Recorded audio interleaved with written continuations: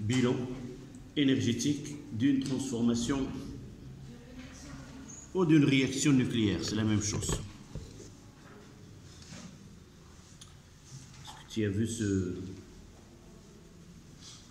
que nous avons fait?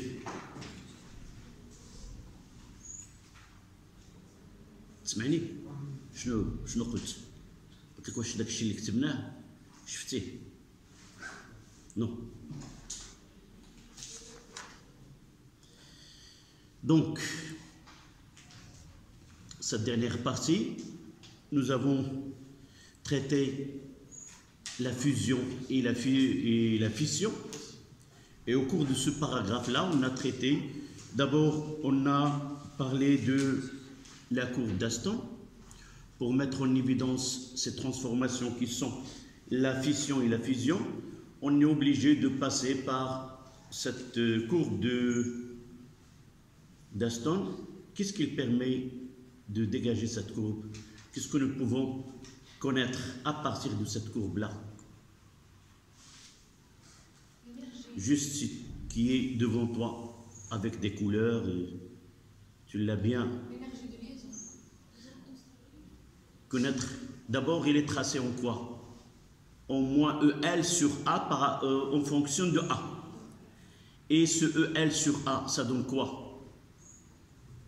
Qu'est-ce qui nous permet de dégager à partir de ce qu'on appelle l'énergie de liaison par nucléon? EL sur A. Non, avant. Si on vous donne ce EL sur A, ça permet de répondre à une question. Le noyau le plus stable. Rappelez-vous, lorsque nous avons parlé de l'énergie de liaison,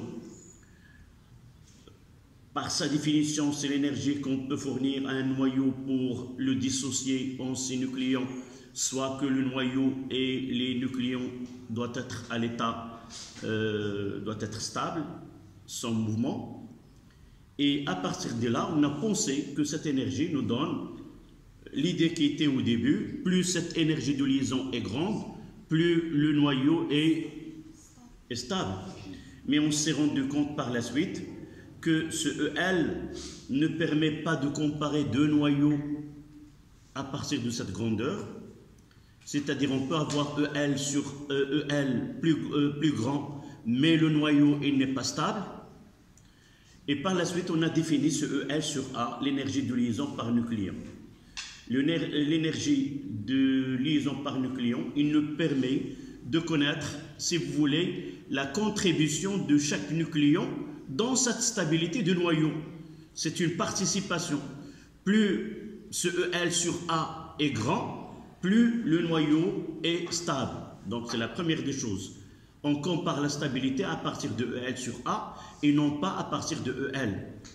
Deuxième chose, ce courbe d'Aston, il a été tracé de telle façon à...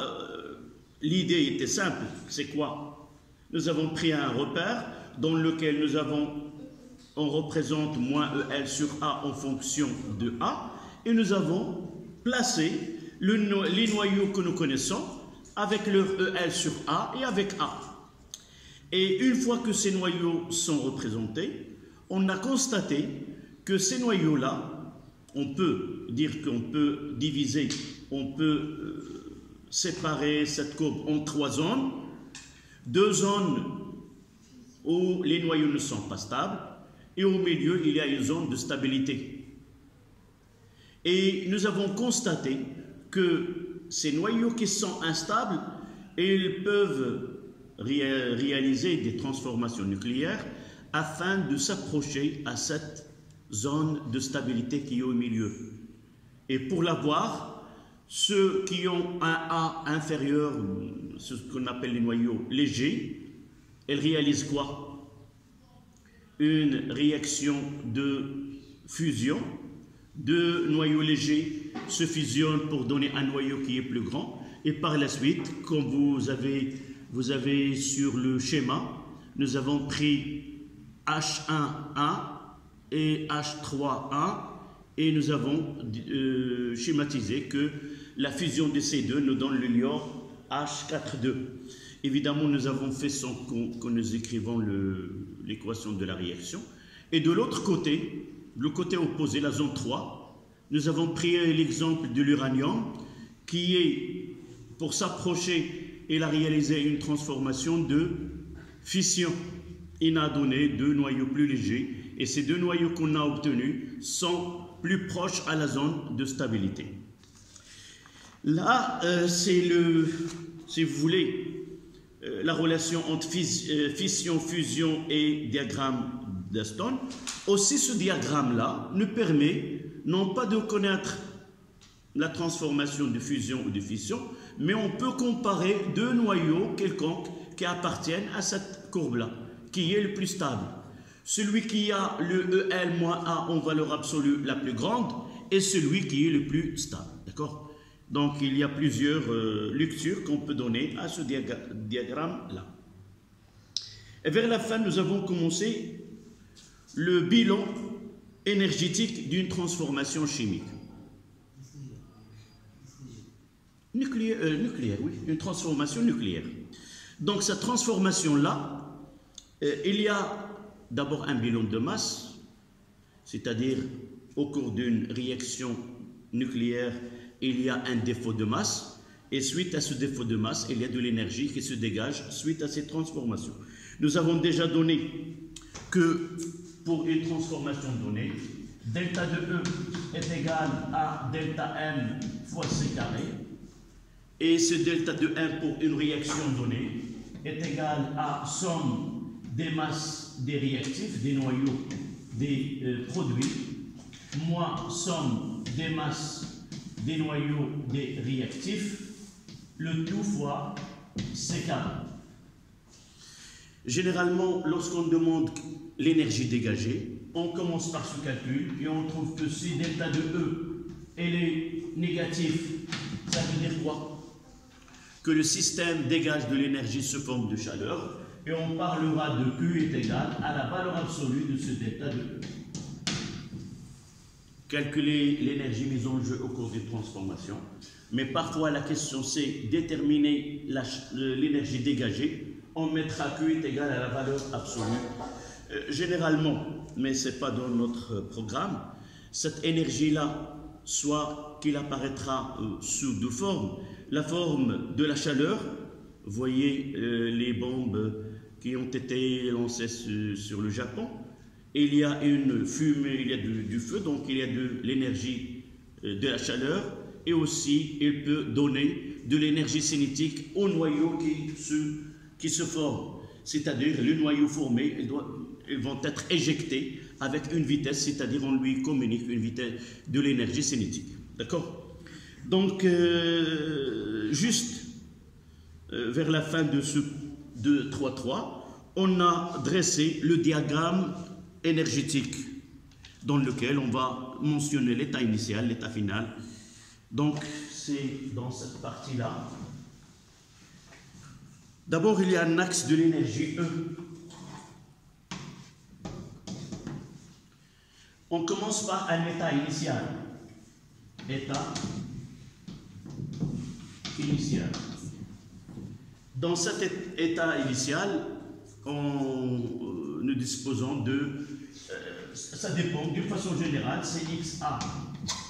X1, A1, Z1, plus X2, A2, Z2.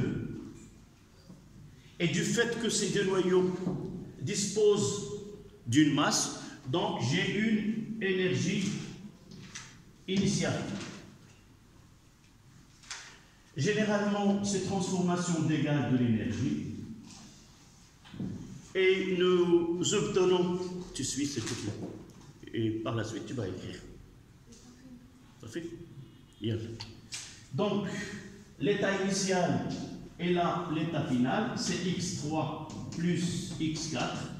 Là, A3, Z3 et A4, Z4.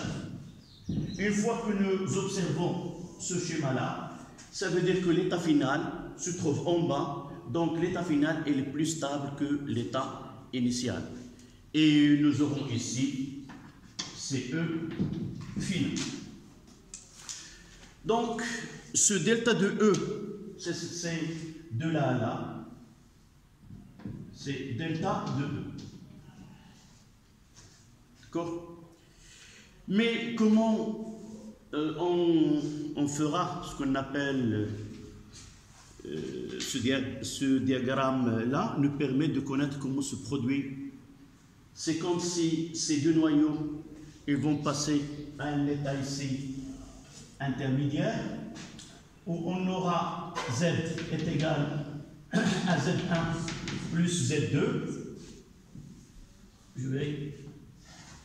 Donc Z1 plus Z2 est égal à quoi? D'après la loi de conservation, Z1 plus Z2 est égal à Z3 plus Z4 et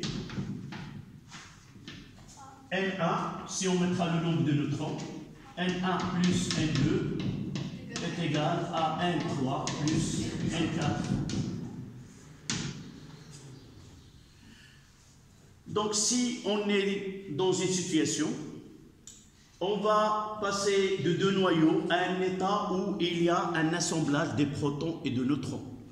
C'est-à-dire en quelque sorte, on aura ici N1 0 plus P1 1 et combien nous aurons ici de neutrons? C'est Na plus N2 et là on aura Z, on peut mettre Z3 plus Z4 ou Z1 plus Z2. En quelque sorte c'est quoi? C'est j'ai deux tables qui sont fabriquées en tic-tac, c'est-à-dire regroupées par des pièces.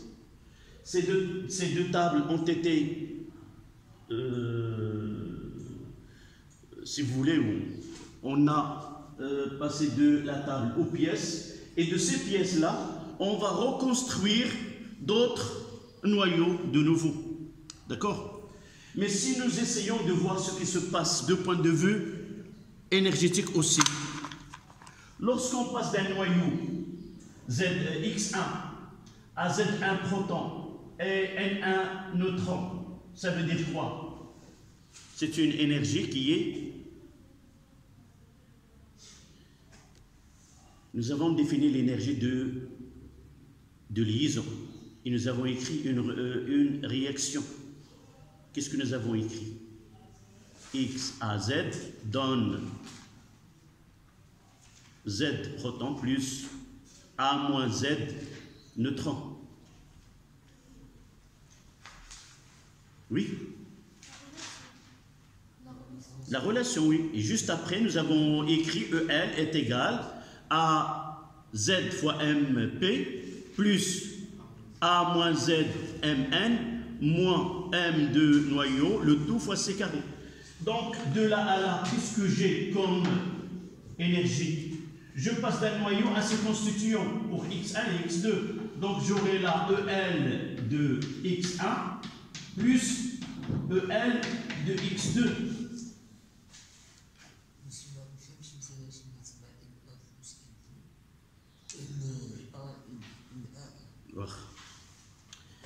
عندي جوج غفات. هاد الغفة هادي فيها 4 ديال التشينات و6 ديال التفاحات. عندي قفة واحدة أخرى كنا شحال كنا 4 و6. عندي في القفة الأخرى عندي 6 و12. ها هما ها جوج قفات. إلا جيت لهنا وخويت القفات هنايا بجوج شنو غادي يكون عندي؟ التين والتفاح 6 وكذا 6 و6 12 وكذا وكذا. يعني هاد النواتين مكونين من البروتونات والنيوترونات. جيت لهنا وفككتهم شنو غادي يكون عندي؟ إلا عندي زد بروتون وزد أ وزد أو، إلا فككتهم خويتهم العدد ديال التفاحات والعدد ديال التينات بحال بحال ياك. وهذا العدد هذا خصو يكون كيساوي هذا، لأن شنو عندنا؟ عندنا من هذا التكوين درت حاجة واحدة أخرى. متفقين؟ يعني جبت واحد النواة وفككتها الأولى والنواة فككتها، ومن هذا الشيء اللي فككت غادي نصوب جوج نواتين اخريتين اكس 3 واكس 4 صافي. حنا غادي نشوفوهم في التطبيقات بعد لحظات. اذا de là en passant d'un noyau à ses constituants de point de vue énergétique c'est EL. Donc j'ai passé de X1 à Z1 au NA, je passais de Z2 elle est là à N2. Donc de là à là, je passe d'un noyau à ses constituants, c'est EL de X1 et aussi EL de X2. Pourquoi? Parce que le noyau, je l'ai dissocié. Et de là à là, j'ai EL X1 et EL X2. Si je vois le chemin inverse de là, ici,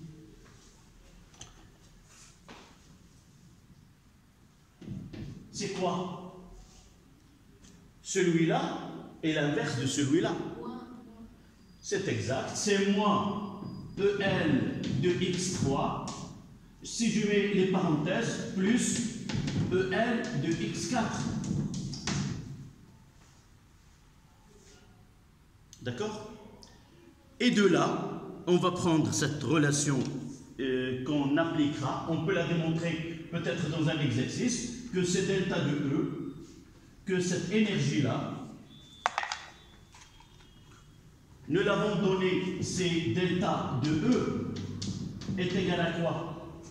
C'est M de X4 plus M de X3 moins M de X1 plus M de X2, le tout fois C carré. Voilà la définition que nous avons donnée, c'est le côté énergétique d'une transformation chimique, mais d'une transformation nucléaire. Et à partir de là, on peut écrire de ces deux que ce delta de E aussi est égal à somme de EL des réactifs, des réactifs, moins somme des énergies de liaison de produits. Voilà les deux expressions à partir desquelles on peut calculer l'énergie mise en jeu lors d'une transformation nucléaire. Si vous avez écrit ceci, c'est bien, sinon complétez le schéma que vous avez devant vous, que nous avons déjà commencé, c'est le diagramme énergétique.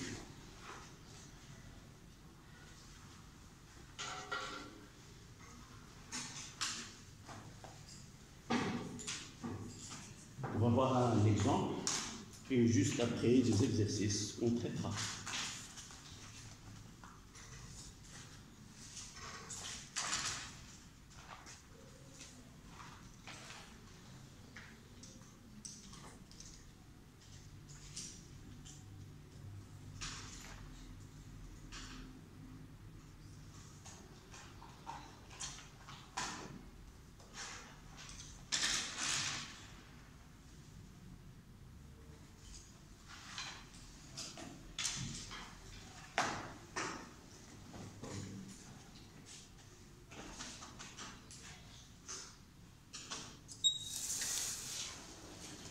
Là, ça apparaît difficile un petit peu parce que nous avons 4 noyaux, 2 de réactifs et 2 de produits, mais dans le cas pratique, ça sera plus facile à concevoir ces schémas et ces calculs.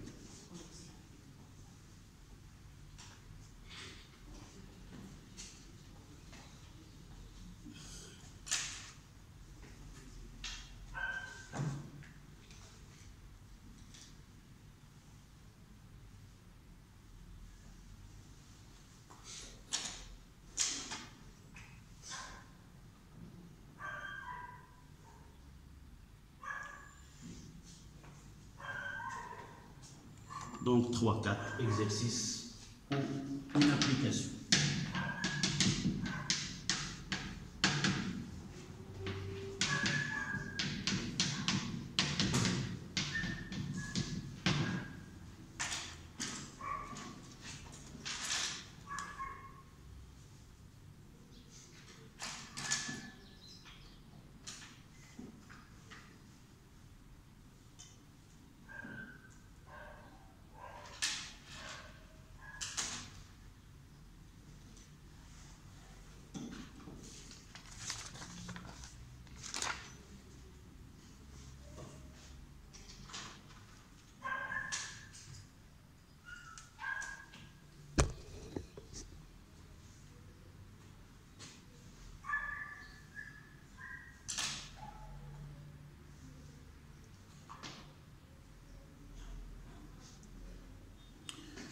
Voici les données de l'exercice. On considère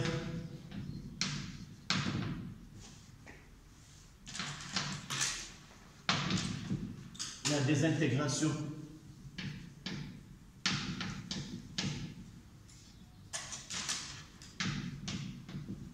suivante. On donne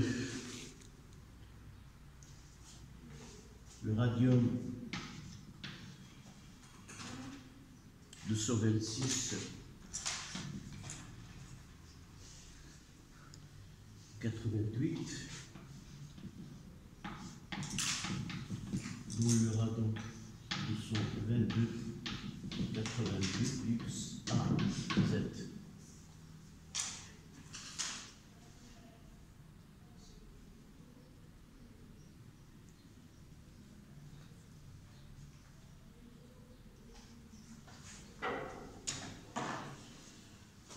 Premièrement, identifier X à Z, puis déterminer la nature de cette radioactivité.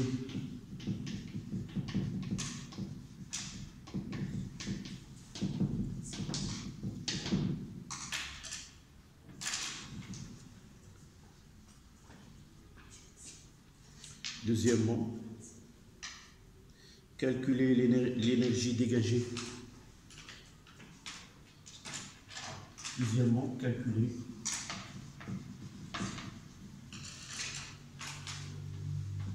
L sur A de FA de Fn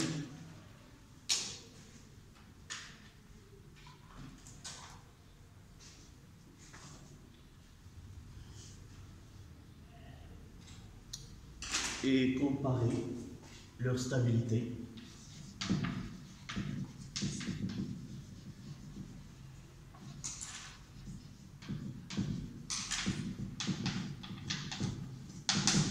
Donc là, c'est pas bien clair.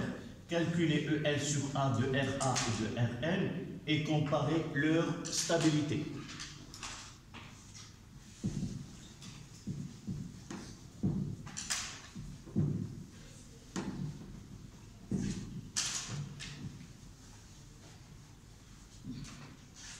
Troisièmement, calculer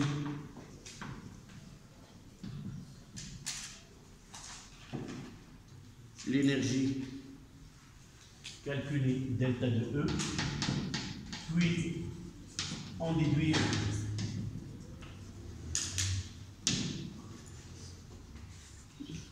l'énergie dégagée U.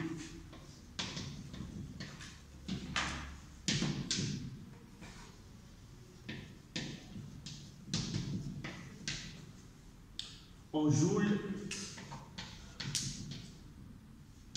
et en MeV.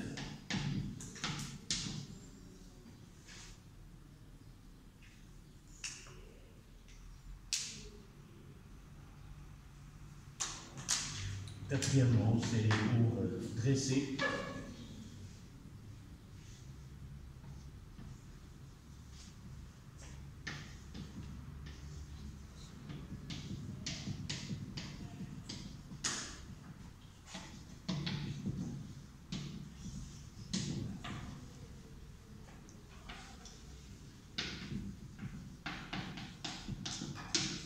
cette réaction nucléaire. On donne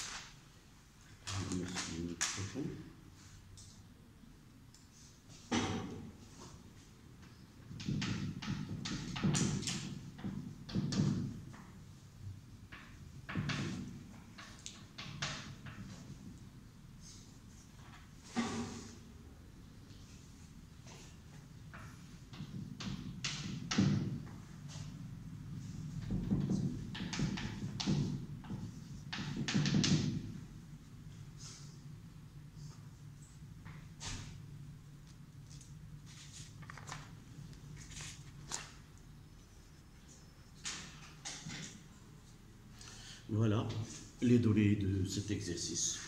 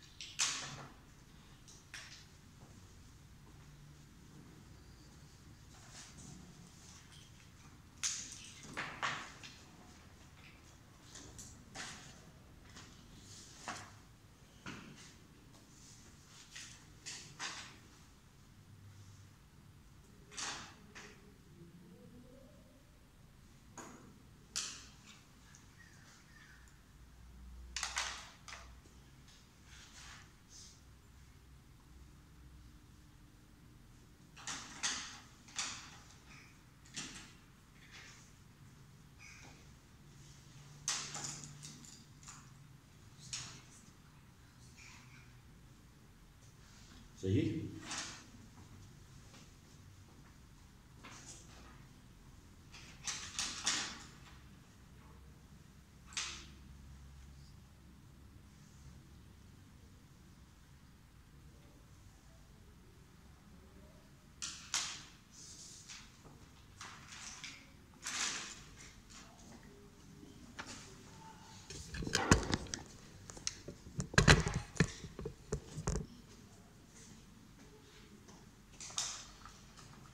Essayez de chercher. Voilà.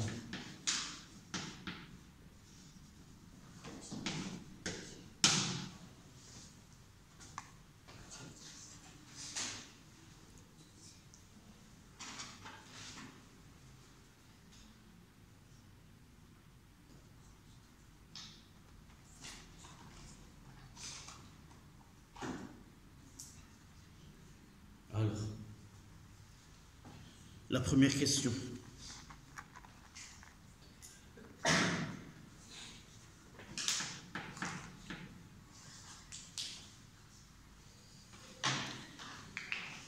Allez, qui peut me donner cette réponse? Oui? C'est bien. D'accord? D'abord, on va écrire de nouveau l'équation de la réaction. Et juste au-dessous, on va appliquer les lois de Sodi. Donc, on aura Rn 226 88 Ra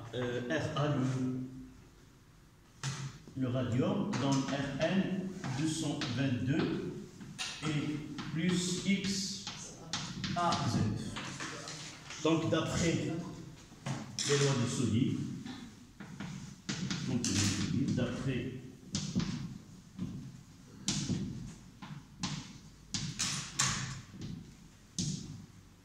oui, tu me donnes les deux. 226 est égal à 222 plus A. Et au-dessous, 88 est égal à 86 plus Z. Et de là, on tire que A est égal à 4 et Z est égal à 2. Donc, X à Z, c'est 4, 2, c'est le noyau d'hélium. Voilà, l'hélium.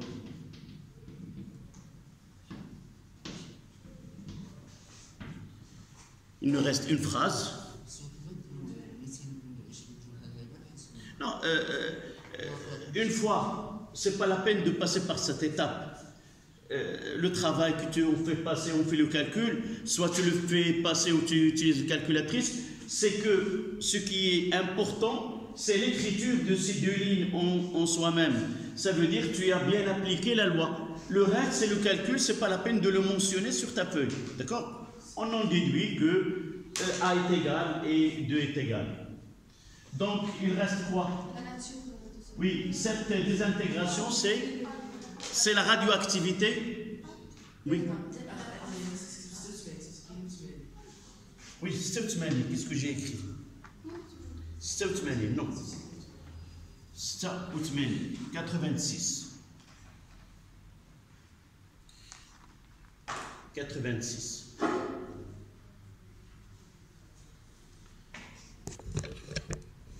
Là, c'est RA 226,88, RN 222,86 plus ZA X à Z. D'accord? Donc, la radioactivité.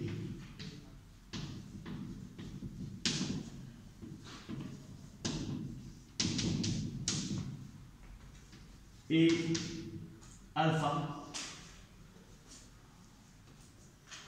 Donc le radon, le passage de radium au radon, c'est une radioactivité alpha. L'émission des noyaux de l'hélium.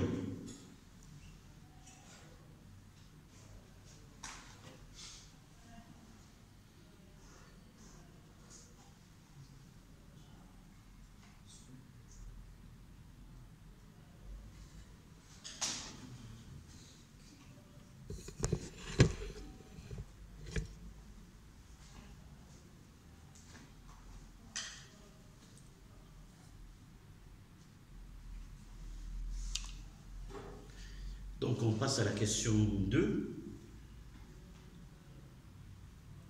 Cette partie de la physique nucléaire est connue par des calculs. Il faut faire bien attention soit aux unités, soit aux valeurs que nous avons ici. Et parmi les erreurs qu'on peut commettre, c'est on peut, au lieu de mettre la masse de protons dans la relation, on va voir par la suite, on peut faire l'erreur de mettre la masse de protons au lieu de la masse de neutrons.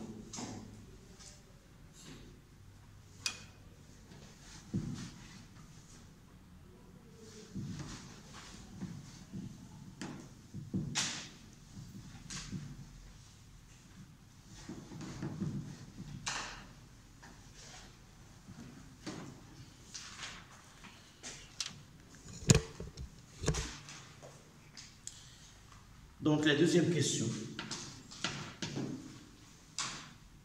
il nous demande l'énergie de liaison de Ra et de Rn. Donc petit a, énergie de liaison de Ra est égale. Donnez-moi l'expression. Oui? Oui, on écrit directement. Z, c'est combien? C'est 88 fois M de P. Plus, on mettra le calcul. C'est 226 moins 88. Ça donne 138. Plus 138 M de N. Moins M de Rn de Ra, le tout fois C carré.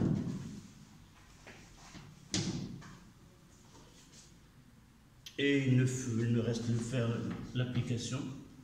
C'est 88 fois la masse de protons. C'est là, parfois on se trompe de mettre, c'est 1,00728 plus 138 multiplié par 1,00866 moins celle de 225,977 et la CU fois C carré.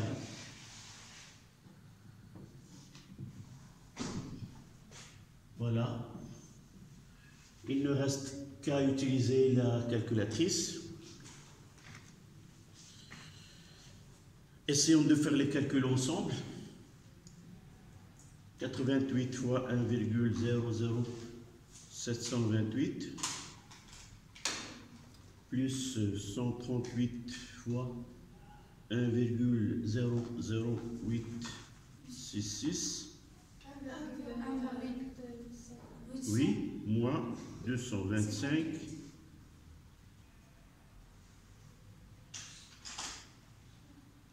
977. C'est 1,85. Combien? Oui, est égal à 1,85872 fois E fois C carré. Là, il nous donne de calculer EL sur A. Et nous avons dit que généralement, on prend comme unité MEV par nucléon. Et dans ce cas-là, ce n'est pas demandé de calculer en joules. C'était pour la question qui viendra par la suite. D'accord? Dans cette question, on n'a pas mentionné d'utiliser le joule et le MEV. On vous laisse le choix. Donc, là est égal à quoi? D'après les données, est égal à 1,85872 fois E, c'est 931,5, MEV, C moins 2 avec C carré, ça donne l'unité, c'est le MEV. D'accord? Combien? Donc EL de RA, 1731,33. 39. 7, on gardera, ceci est suffisant.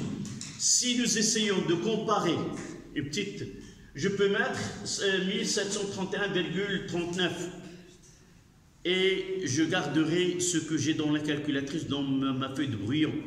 Et lorsque je fais EL sur A pour les deux, si je ne trouve pas une différence, je reviens au calcul que j'ai fait. Oui. Oui, là, nous l'avons déjà dit. MEV, c'est moins 2 fois C carré. D'accord? De la même façon pour EL de Rn est égal à 86 fois MP plus 222 moins 86, c'est 136, plus 136 M de N, moins M de Rn, le tout fois C carré. Je ferai le calcul, c'est 86 fois 1,00728 plus 1,00866 fois 136 moins la masse c'est 221,9702 1,88 est égal 1,8336 U C carré. Et on va multiplier de la même façon fois 931,5 et ça donne 1708. Voilà. 1708, c'est déjà, d'accord? 1708 3 MeV. Voilà les deux EL, mais ce n'est pas l'énergie de liaison qui nous demande, c'est la stabilité. Donc là, calculons.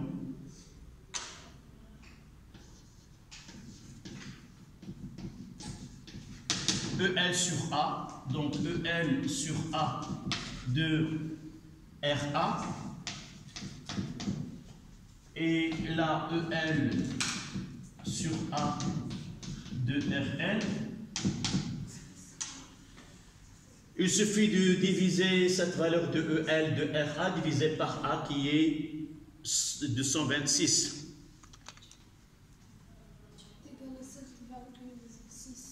Oui, 7,66. Oui. Et l'autre?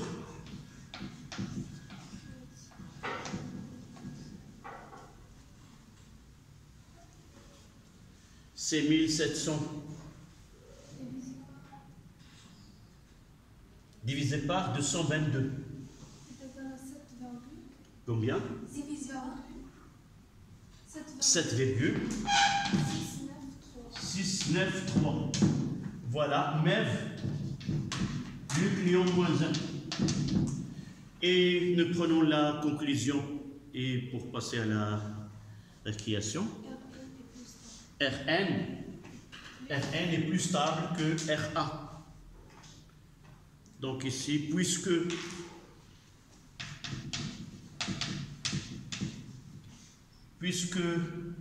EL sur A de Rn est supérieur à EL de RA sur A, alors Rn, je mettrai là, oui, je mettrai là, Rn est plus stable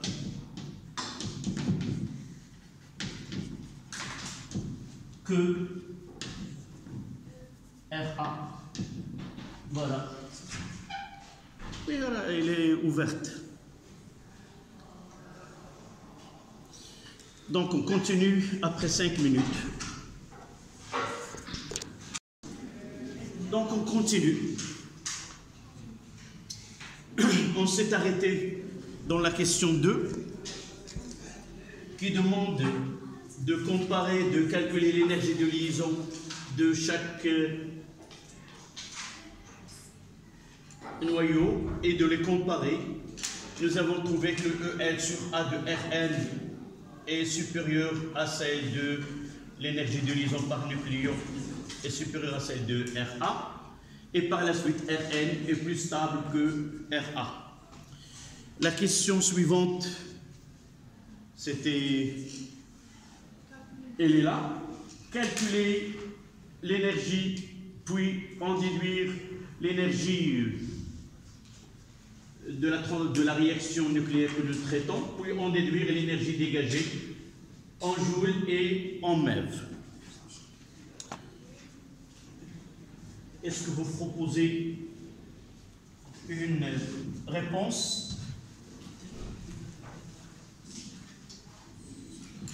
Comment peut-on répondre à cette question? Il y a, oui.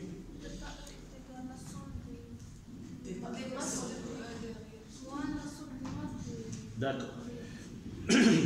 Mais d'après cet exercice, nous avons deux choix. Lesquels? Nous avons deux choix pour répondre à cette question. La deuxième, on l'a écrit tout à l'heure. Delta de E est égal à somme des EL des réactifs moins somme des EL des produits. Nous avons déjà EL des réactifs et des produits. On va essayer de faire les deux en même temps et de comparer les deux méthodes. Donc la question 3, la réponse classique c'est delta de E est égal à delta de M fois C carré, qui est égal, dans l'équation, nous avons quoi? M de l'hélium, M de HE plus M de nous avons 222, c'est Rn moins M de RA. Le tout fois C carré. D'accord? Il nous reste à faire l'application numérique.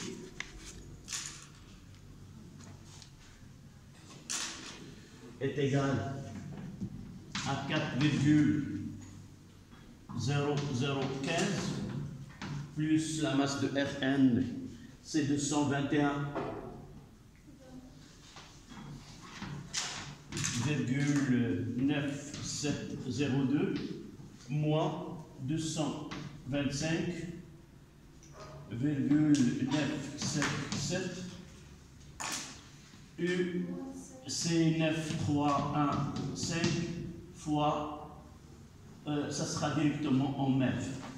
J'ai remplacé U par 931,5, MEV c'est moins 2.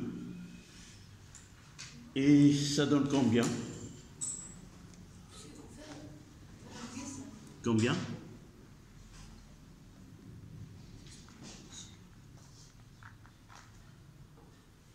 Donc je prends la calculatrice, moins 4,973.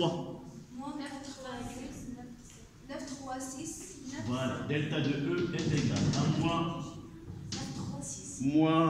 4,936. On le garde comme ça, MEV.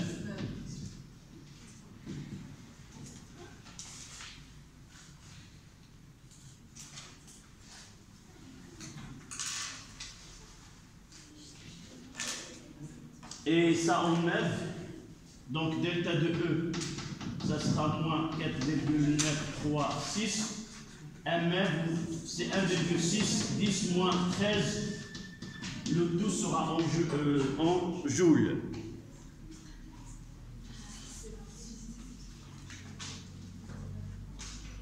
Donc 4,936 multiplié par 1,610 moins 19, moins 13, moins 7,89. Donc delta de E moins 7,897, 10 à la puissance moins 13 joules. En déduire l'énergie dégagée, donc on mettra Q égal à la valeur absolue de delta de E. Oui. Pour convertir. On multiplie par 1,6. Nous l'avons déjà donné ici. 1U, c'est 931,5, mais c'est moins 2. Tu n'étais pas avec nous à l'application précédente. Donc j'aurai là, avant cela, j'efface en réalité la U, donc je factorise par U fois C carré. Mais 1U est égal à 931,5 MEV divisé par C carré. Et lorsque je multiplie par C carré, j'aurai que ce 9 donc est égal, ceci fois 931,5. Et l'unité, ça sera en MEV. D'accord? Donc je complète là. Ça sera 4,936 MEV qui est égal à 7,897 10 moins 13 joules.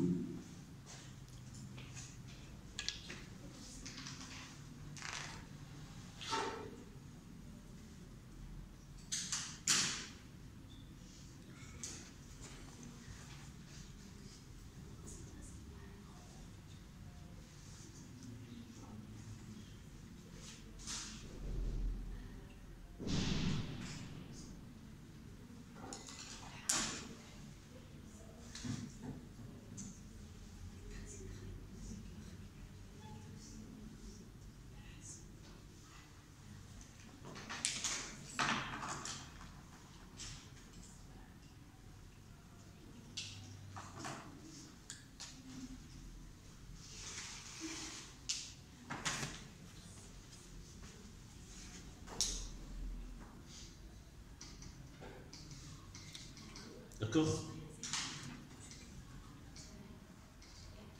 L'autre méthode, c'est pour EL.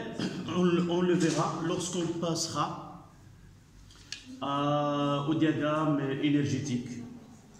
D'accord? Donc, quatrième question, c'est là où on parlera. Dressez un diagramme d'énergie de cette réaction nucléaire.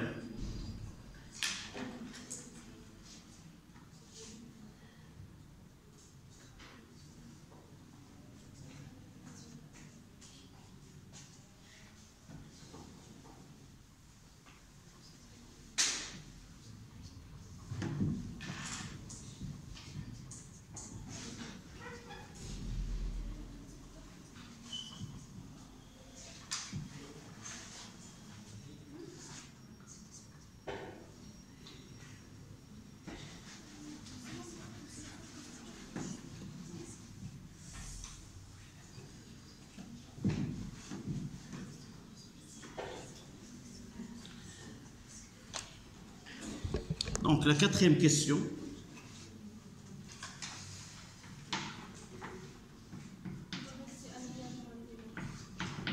Là, c'est E. Nous voyons que delta de E, elle est négatif, donc l'état final, c'est là, et l'état initial, elle est là. Donc là, j'ai Rn 226 et là RA plutôt. Oui, et là Rn 222 86 plus HE 42.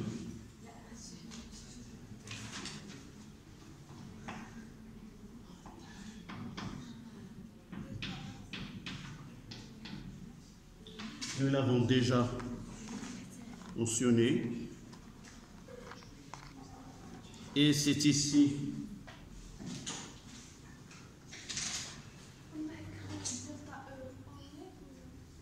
Et si ce n'est pas ce que tu veux, mais on le schématise uniquement. Tu peux l'exprimer soit en MeV, soit en joules. D'accord? On peut l'exprimer en MeV, c'est plus simple. C'était combien? Moins 4,9. On peut mettre 9,4 MeV. On l'écrira juste au-dessous, ici. Moins 4,936 MeV. Et qu'est-ce qu'on va écrire ici? Mettre des neutrons, des protons, plus de neutrons. Combien de protons? 88. 86 plus 2, c'est 88 là. Et qu'est-ce qu'on aura? C'est 226 moins 88. Nous l'avons déjà. 226. 138, nous l'avons déjà calculé, c'est 138. Voilà, au lieu de mettre Z1, Z2, P1, on mettra les valeurs exactes de ceci.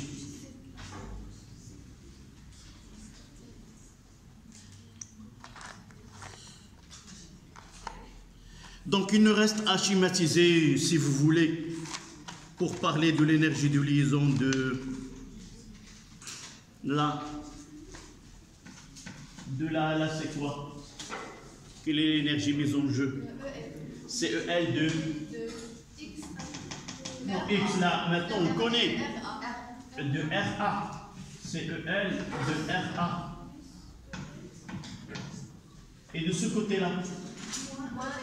Moins EL de Rn plus EL de l'hélium. De l'hélium.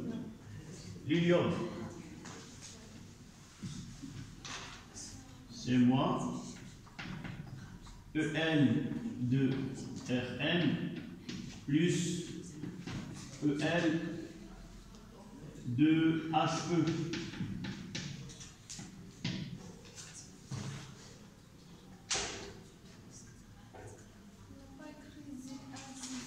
Non, nous avons écrit Z1 ou Z2. Pourquoi? Pourquoi nous n'avons pas écrit avec des chiffres? Parce que nous avons pris une réaction quelconque. Mais lorsqu'on sait les réactifs et les produits, on schématise ici combien j'ai de protons et combien j'ai de neutrons. D'accord? Donc tout à l'heure, nous n'avons pas X1, X2 et ainsi de suite. Quelle est la relation qui relie? C'est pour appliquer ce que nous avons vu dans le cours. Ce delta de E, c'est quoi? Delta de E est égal. C'est EL, c'est, on mettra EL des réactifs de RA moins EL de Rn plus de moins EL de l'hélium.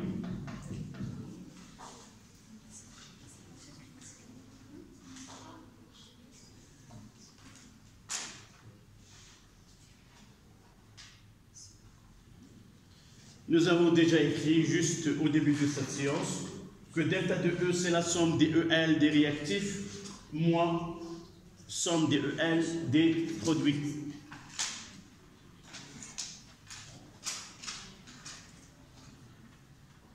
Qu'est-ce qu'il y a?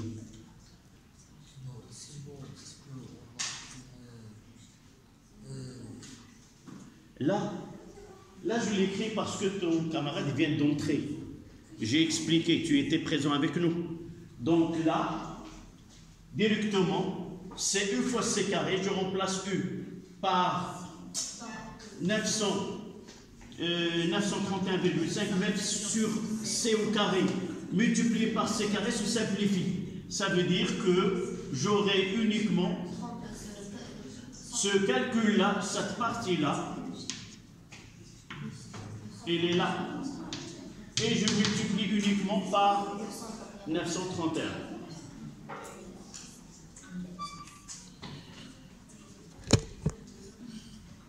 Si on vous demande, mademoiselle, tu changes de place, tu viens ici, avant, dans la... Oui, oui, tu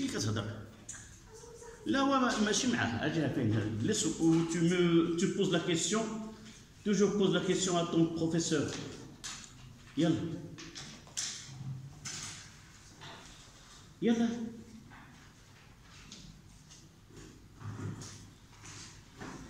Déjà j'ai tout appelé ou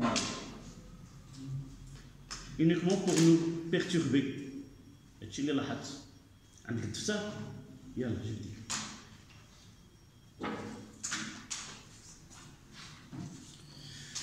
Donc si dans cette question on vous demande d'en déduire l'énergie de liaison de l'hélium.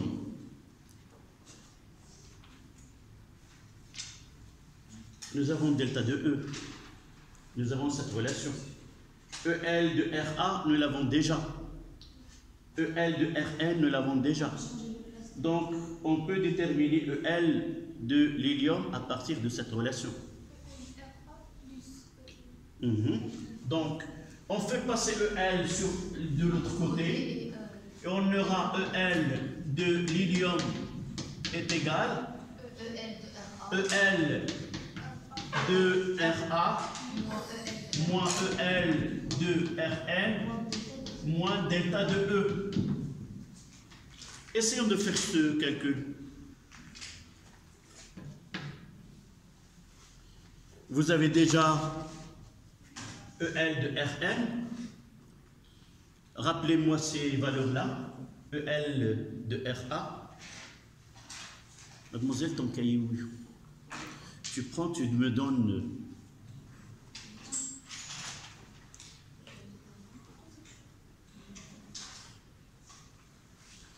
Tu me donnes EL de Ra. C'est 1731,3. 1731,3. 97 moins EL de RN. C'est 1 virgule. Non. Ah, c'est 700. 8,178. 1708. 1708,03. Moins, et avec le moins, ça donne plus. 4, voilà, il est devant moi, 9,936. Voilà. Et on fait le calcul maintenant.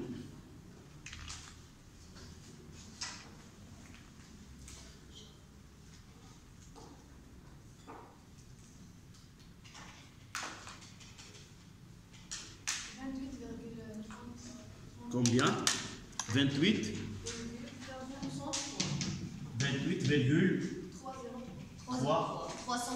303 mètres.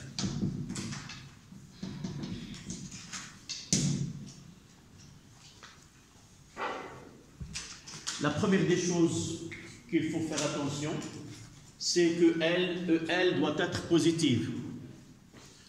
Si vous trouvez une valeur négative, c'est que vous avez fait quelque part une erreur de signe.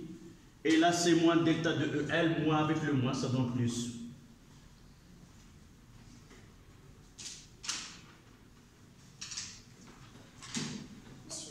Oui. Pourquoi on utilise cette valeur de moins 7,897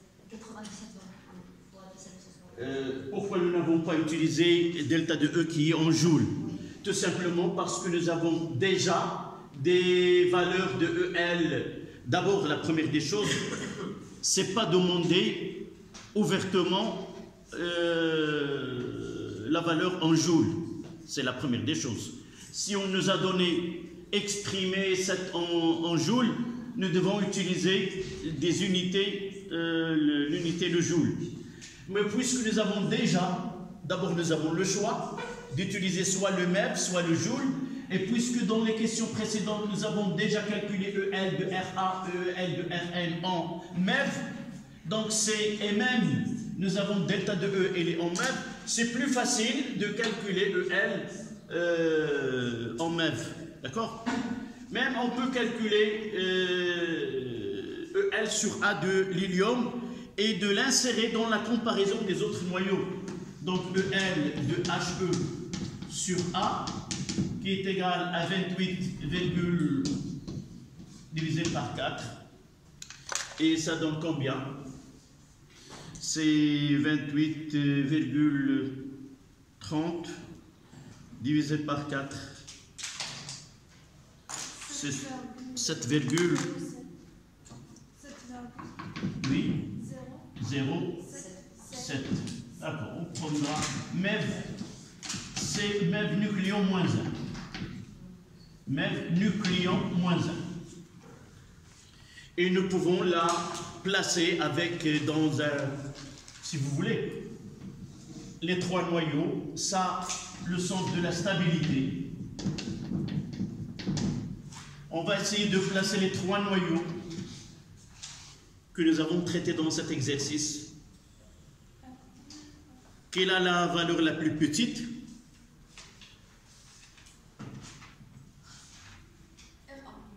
RA, c'est combien? EL de A, EL de RA sur A, combien? 7,66. Et EL de A sur RN, de RN, 7,693 par nucléo. Et EL sur A de l'hélium, c'est 7,07. Donc le plus stable ici, d'après ces valeurs, c'est Rn. Donc on aura ici Rn, ici Ra et ici l'hélium. Donc, nous avons placé les trois noyaux dans un axe de stabilité. Donc, plus le noyau se trouve de ce côté-là, à droite, il est plus stable. Donc, nous pouvons ajouter ici, c'est 7,07. Ici, 7,66. Et ici, 7,69. Là, c'est en 9 nucléon moins 1. Voilà, si on vous demande à la fin de placer ces trois noyaux sur un axe de stabilité.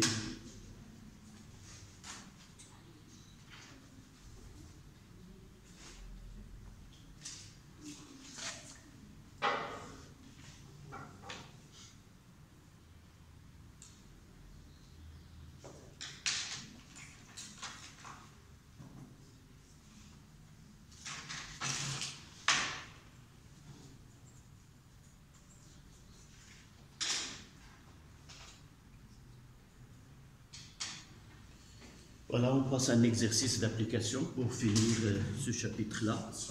Oui. D'où on a eu A, la valeur de A est égale à 4? Dans les données d'exercice ou bien Oui, on a calculé? mais lorsque nous écrivons X, c'est quoi? C'est AZ. Donc, ce A, il est où? Il est en haut. Oui, A Oui. c'est 4. Ouais, 4.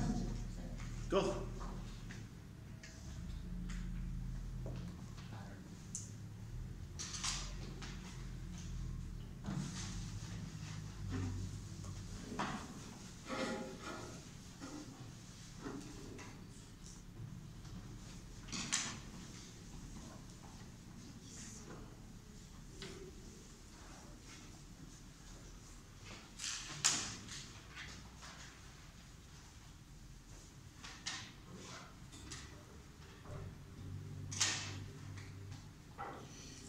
Donc, le deuxième exercice, ça concerne la famille radioactive de l'uranium 238.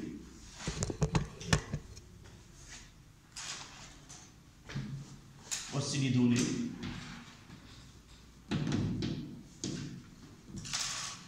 On considère la famille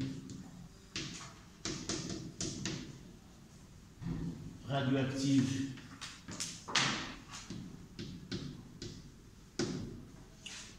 l'uranium 238.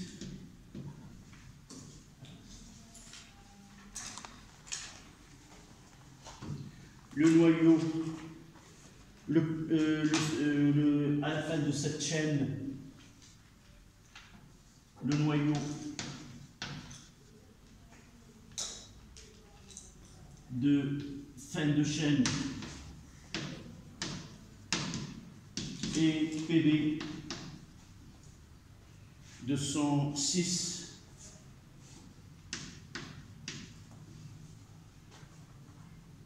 82.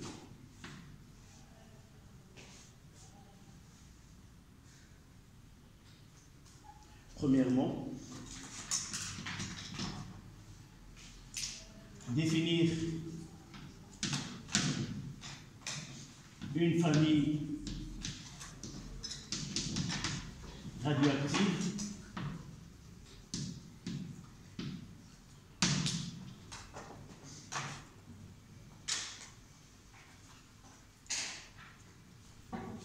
Deuxièmement, compléter la transformation que subit cette famille radioactive.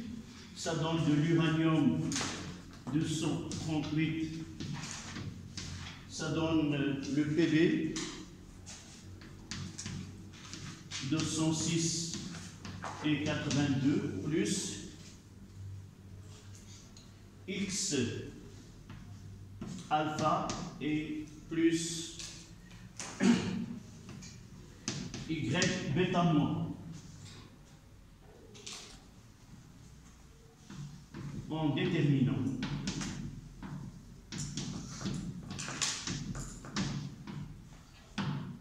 X et Y.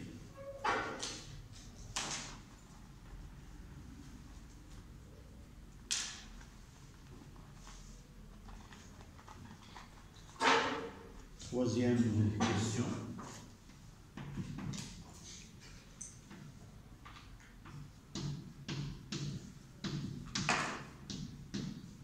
On bombarde un noyau, le noyau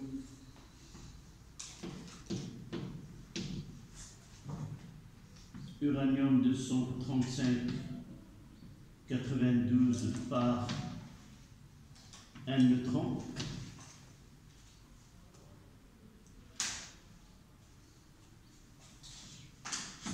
Et il donne XE 140 54.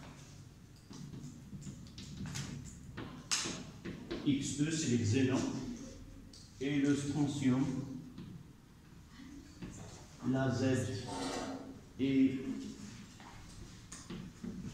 94 et des neutrons.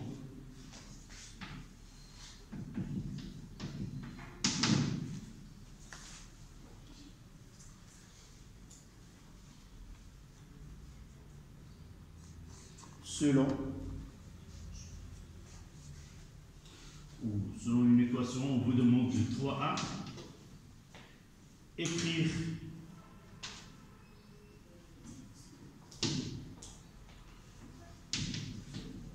l'équation de cette réaction.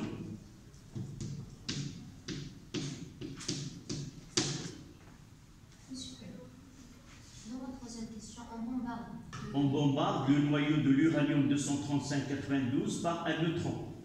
Et il donne deux noyaux légers, qui est le xénon et le strontium. Et deux neutrons. Écrire l'équation de cette réaction et déterminer sa nature.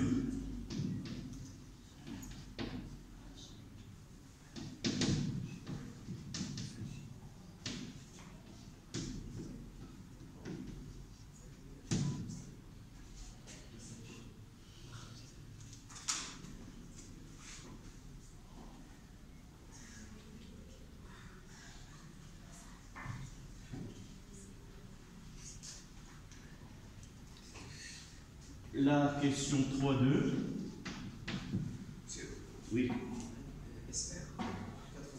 Et Z. Oui, tu dois la déterminer.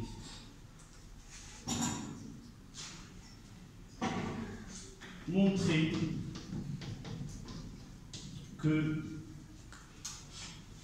delta de E est égal à EL de E moins EL de XE moins EL de SR. Dernière question.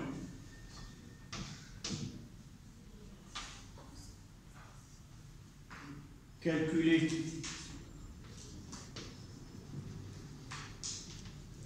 delta de E, et pour cela on vous donne EL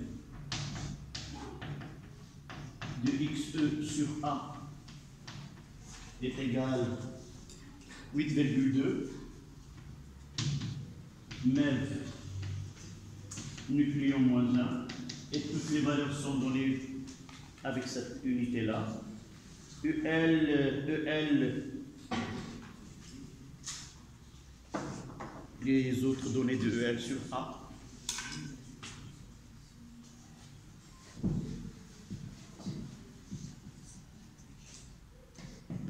EL de uranium sur A, c'est 8,2. Et EL de SR sur A, c'est 8,5. Évidemment, en MEV nucléon moins 1, MEV nucléon moins 1. Voilà.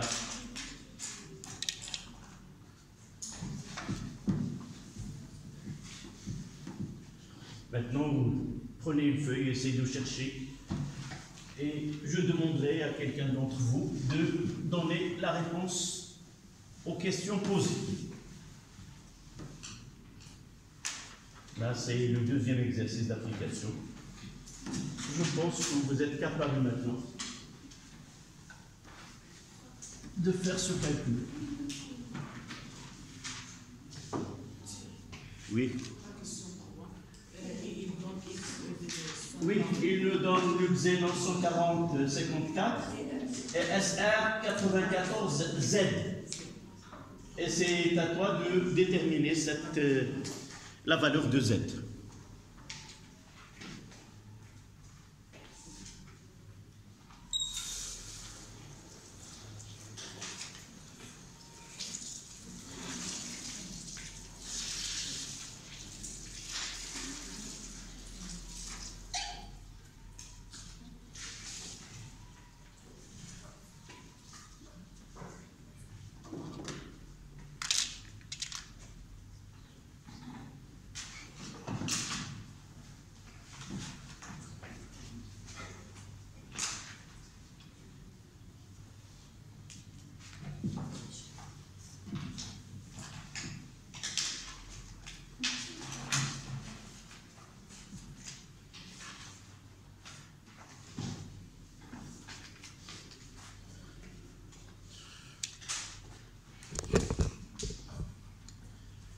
Alors,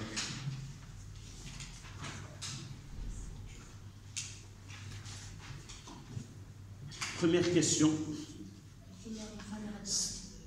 C'est quoi une famille radioactive?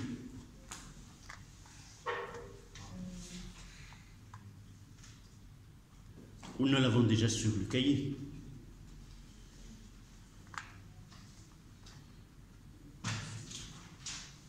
Oui? C'est un noyau fils obtenu après des intégrations d'un noyau père, et ce noyau fils est dans un noyau fils après des intégrations, Oui. et ainsi de suite. C'est exact, sauf dans ces questions de cours, j'ai dit toujours, il faut avoir un petit carnet sur lequel on notera la définition qu'on peut trouver dans les examens, et elle est généralement présentée avec des phrases qui sont simples.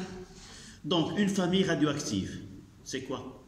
C'est un ensemble de noyaux obtenus par une succession des intégrations radioactives qui finit d'un noyau père et finira par un noyau qui est le plus stable.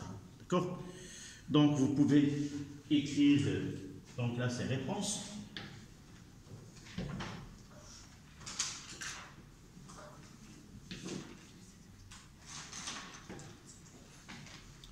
Donc vous notez une famille radioactive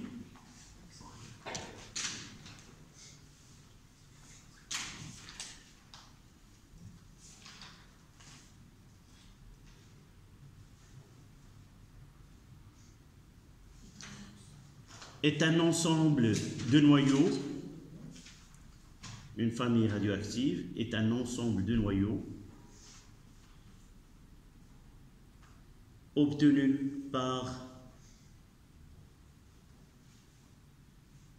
des intégrations successives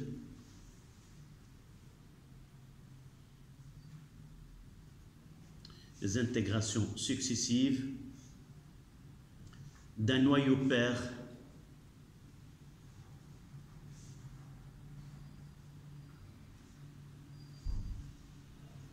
pour l'obtention d'un noyau stable,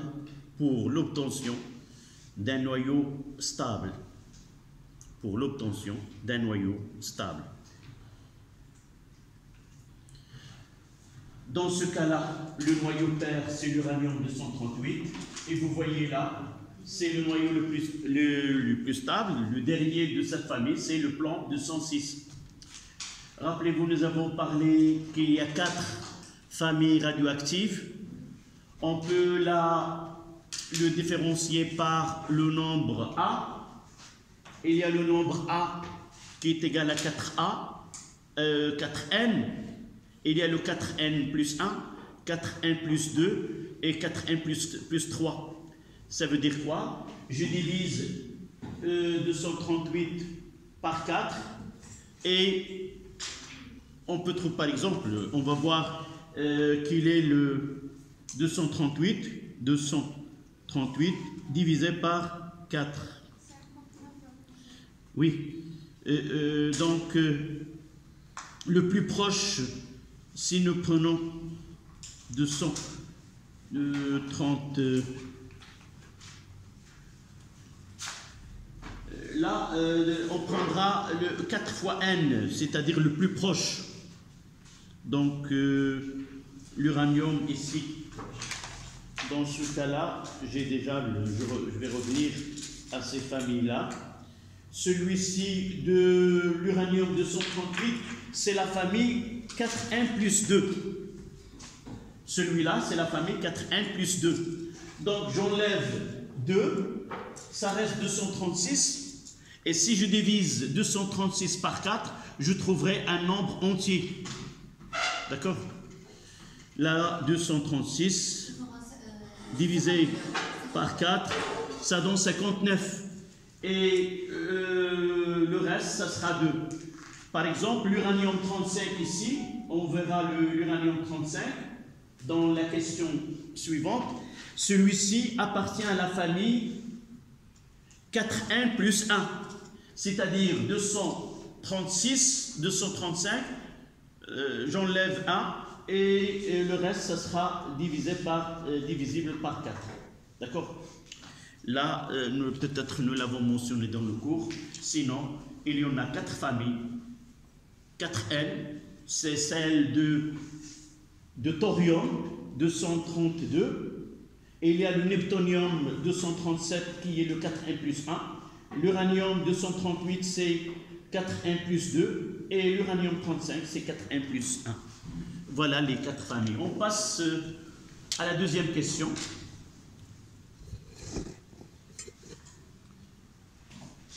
Première question, c'était une définition. Deuxième question, on va écrire l'équation.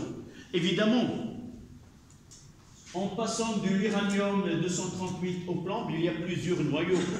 Nous avons déjà traité un exercice de cette famille. Donc, on passe par plusieurs noyaux. Mais là, on fait un bilan, si vous voulez, de cette famille-là. Donc, 238, 82 nous donne le PB 206, 82 plus X, je mettrai alpha, c'est 4, 2, plus Y, bêta moi, c'est 0, moins 1. Et j'applique les lois de Soddy. Donc j'aurai 238 est égal à 206, d'accord, plus 4x, 0.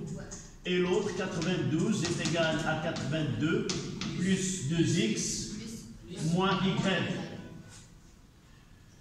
De la première, on tire x. Combien? 8. Voilà, est égal à 8. Et y est égal combien? 6. Je vais vérifier.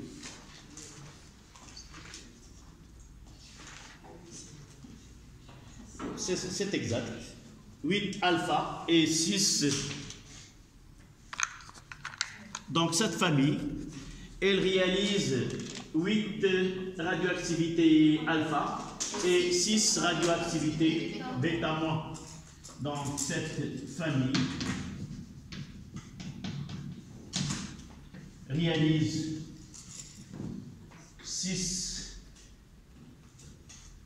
8 radioactivités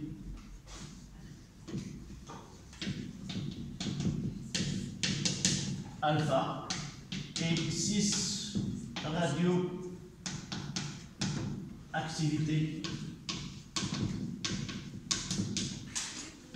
radioactivités bêta moins.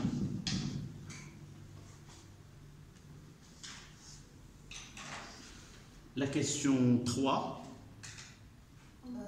on bombarde le noyau uranium-235 par un neutron et il donne deux noyaux, le xénon et le strontium. Dans le cas de strontium, on ne connaît pas Z et des neutrons. Écrire l'équation de cette réaction, déterminer sa nature, c'est-à-dire est-ce que c'est une désintégration naturelle, est-ce que c'est une fission ou une fusion, et vous devez justifier. Nous avons deux types de transformation nucléaire, naturelle spontanée et provoquée, dans le cas de provoquée, soit la fission, soit la fusion. Monsieur, Oui, si on a une bombardation, oui, et on bombarde, oui. elle est provoquée. Comment? Elle est provoquée. Oui, évidemment. Si on a une bombardation, Nous avons déjà parlé dans le cours comment différencier une transformation spontanée. C'est dans les réactifs, il n'y a qu'un seul noyau. Mais dans une équation où il y a parmi les réactifs plus qu'un noyau, ça sera une transformation qui est provoquée, c'est-à-dire artificielle, se fait dans le laboratoire, où l'exemple que nous avons donné s'effectue dans la haute atmosphère, c'est la production du carbone 14 lorsque ce produit stéréocosmique donne une transformation provoquée pour convertir l'azote au carbone 14. Oui, donc 3A, on va l'écrire. Donc l'uranium 235, 92, bombardé par un neutron, donc parmi les réactifs, ce N, et on va écrire les noyaux donnés. Le xénon, 140 et 54, plus le SR,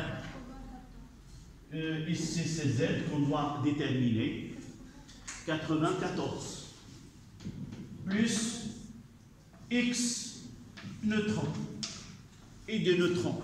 Donc, je dois déterminer combien de neutrons on va recevoir. Et des neutrons, ce n'est pas un neutron. Donc, lorsqu'on donne des neutrons, vous mettez un X. Ou parfois, on vous donne l'équation. Il suffit d'appliquer les lois de Soddy pour déterminer les grandeurs inconnues. Qu'est-ce qu'on va écrire là pour déterminer? Donc, on doit écrire déterminant Z et X. Pour que l'équation soit écrite correctement, nous devons déterminer Z et X. Déterminant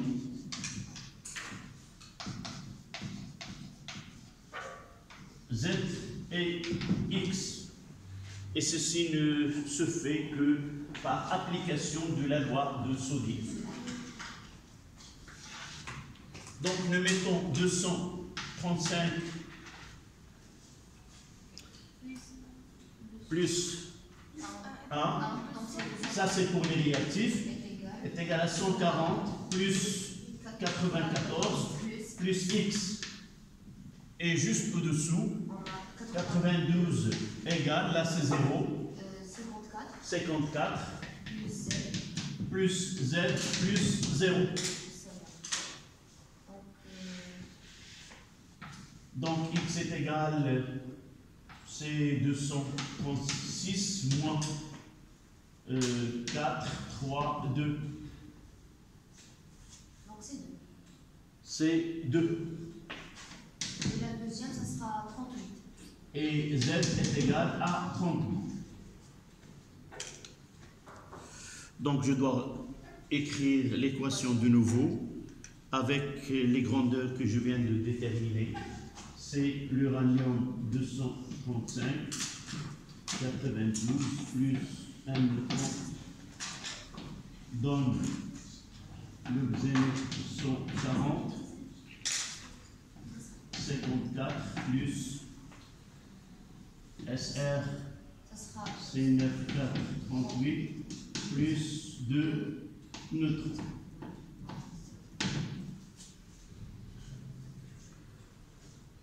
La transformation, oui. شنو اللي ما فهمتيش؟ شنو هو السؤال؟ كيفاش قريتي انت السؤال؟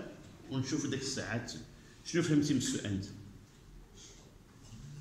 راه لا بروميير كيسيون La première question, c'est la deuxième. Oui.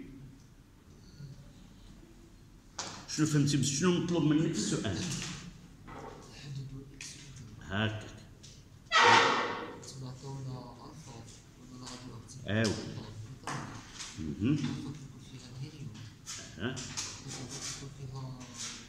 الكترونات.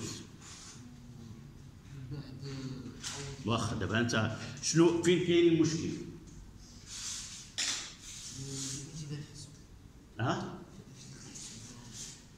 شوف بعض الحين كيقول لك اكتب المعادله كتابه تامه. Lorsqu'on demande d'écrire une réaction ou une transformation, il doit être équilibré. Et s'il contient des grandeurs inconnues, tu dois les déterminer. D'abord, dans cette équation, la première des choses, tu dois connaître que alpha, c'est HE42, et bêta moins, c'est 0, E0 moins 1, et bêta plus, c'est 0 plus 1. C'est la première des choses. Lorsque tu écris, tu es obligé de déterminer tout ce qui est inconnu. Généralement, les inconnus dans les transformations nucléaires, soit A, soit Z, soit X, soit Y, ou A ou B. À part les lettres qui donnent les noyaux, tout ce qui reste doit être des chiffres, des valeurs. Donc X, non, je dois la chercher. Y, non. Ici, je vois, c'est correct, c'est correct. Là, non, je dois déterminer Z et X. D'accord? Soit qu'on vous donne l'équation comme ça, que la famille radioactive ou on bombarde selon l'équation suivante, et la question c'était demander, calculer X et Z. Soit qu'on vous donne, là c'était ça, là c'était pas la même chose. Tu dois monter l'équation et l'équilibrer par la suite. D'accord? Donc la première des choses, c'est lire les données, où je vais mettre les noyaux qui sont dans les réactifs, ou je vais mettre les noyaux qui sont dans les produits. C'est pas la première fois. وهذه زائد هذه في هذه وهنايا 92 هي 82 زائد جوج في اكس زائد موان 1 في y موان 1 في y. لو كان عندي بلس 1 غادي بلس 1 في y غتكون عندي بلس في y صافي. يلا